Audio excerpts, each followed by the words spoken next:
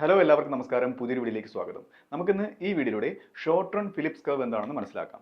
Phillips curve എന്താണെന്ന് ഞാൻ already അതിനെപ്പറ്റി വീഡിയോ ചെയ്തിട്ടുണ്ട്. അത് കണ്ടില്ലാത്തവർക്ക് ലിങ്ക് ഇവിടെ ഇട്ടേക്കാം.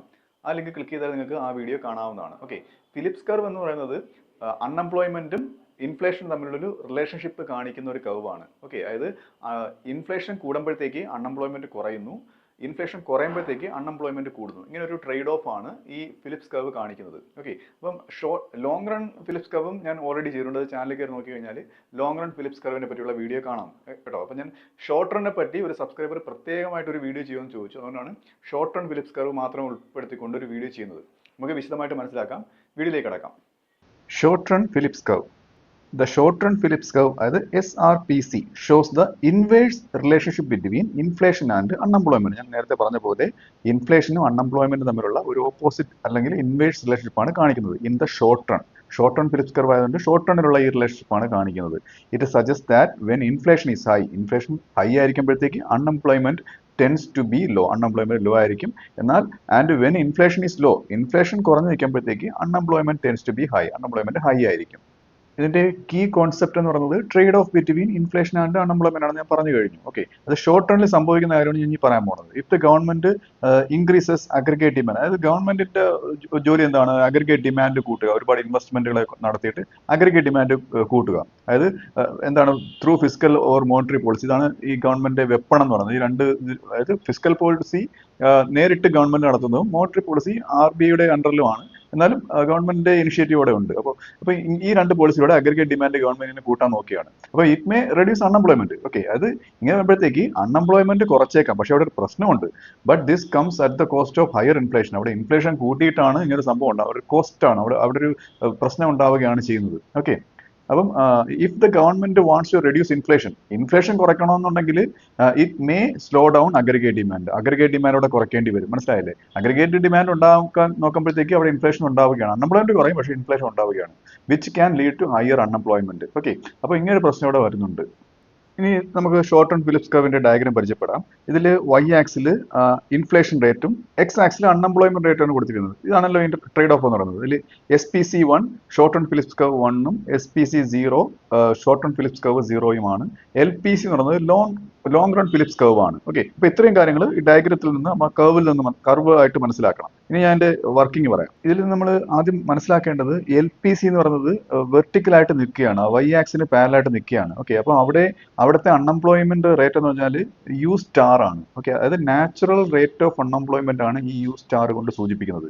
അതായത് ഈ ഫിലിപ്സ് കർവ് മനസ്സിലാക്കേണ്ടത് ലോങ് റണ്ണിൽ എന്തില്ല, there is no trade off. അതായത് ഇൻഫ്ലേഷനും അൺഎംപ്ലോയ്മെന്റ് തമ്മിൽ ഒരു ട്രേഡ് ഓഫ് ലോങ് റണ്ണിൽ നടക്കുന്നില്ല, എന്നാൽ ഷോർട്ട് റണ്ണിൽ മാത്രമേ നടക്കുന്നുള്ളൂ എന്നാണ് ഇതിൽ നിന്ന് മനസ്സിലാക്കേണ്ടത്. ഇനി നമുക്ക് ഈ ഷോർട്ട് റൺ ഫിലിപ്സ് കർവ് എന്ന് മനസ്സിലാക്കേണ്ടത് SPC0 എന്ന ആ ഒരു ഷോർട്ട് റൺ ഫിലിപ്സ് കർവിലാണ് ഏറ്റവും കൂടുതൽ അൺഎംപ്ലോയ്മെന്റ് ഉള്ളത്. അതായത് അവിടെ ഒരു 8ന് മുകളിൽ, എന്നാൽ 10ൽ താഴെയാണ്. ഏതാണ്ട് നമ്മൾ 9% എന്ന് പറയാം, ഒരു 9% ഇൻഫ്ലേഷൻ അവിടെ വരുന്നുണ്ട്. SPC1 അവിടെ ഒരു 6% ഇൻഫ്ലേഷൻ ആണ് കാണിക്കുന്നത്. ഓക്കെ, അതായത് ഇവിടെ ഷോർട്ട് റൺ ഫിലിപ്സ് കർവിന്റെ ഏറ്റവും പ്രധാനപ്പെട്ട പ്രത്യേകത അത് ഇൻഫ്ലേഷൻ മാറുന്നതിനനുസരിച്ച് ഷിഫ്റ്റ് ആവുന്നു എന്നുള്ളതാണ്. പിന്നെ നമുക്ക് ഇതിന് മനസ്സിലാക്കേണ്ട മറ്റൊരു കാര്യം എന്ന് പറയുന്നത് SPC0യിൽ നിന്ന് SPC1ലേക്ക് ഷിഫ്റ്റ് ആയാലും SPC1ൽ നിന്ന് SPC0യിലേക്ക് ഷിഫ്റ്റ് ആയാലും അൺഎംപ്ലോയ്മെന്റ് എന്ന് പറയുന്നത് ഒരു നാച്ചുറൽ റേറ്റ് ഓഫ് അൺഎംപ്ലോയ്മെന്റ് തന്നെയാണ്. അതായത് ഈ A എന്ന് പറയുന്ന പോയിന്റ് ഉണ്ടോ, ആ A എന്ന് പറയുന്ന പോയിന്റും B എന്ന് പറയുന്ന പോയിന്റും ആ LPCയിൽ ടച്ച് ചെയ്യുന്നത് ആ ഒരേ റേറ്റ് ഓഫ് അൺഎംപ്ലോയ്മെന്റ് ആണ്. ഓക്കെ, അതായത് ഷോർട്ട് റണ്ണിൽ മാത്രമാണ് ആ ഒരു വേരിയേഷൻ ഉണ്ടാവുന്നത്. ലോങ് റണ്ണിൽ അൺഎംപ്ലോയ്മെന്റ് സെയിം ആയി നിൽക്കുമെന്നതാണ് ഇത് കാണിക്കുന്നത്. അതാണ് നാച്ചുറൽ റേറ്റ് ഓഫ് അൺഎംപ്ലോയ്മെന്റ് ആയ U* കാണിക്കുന്നത്.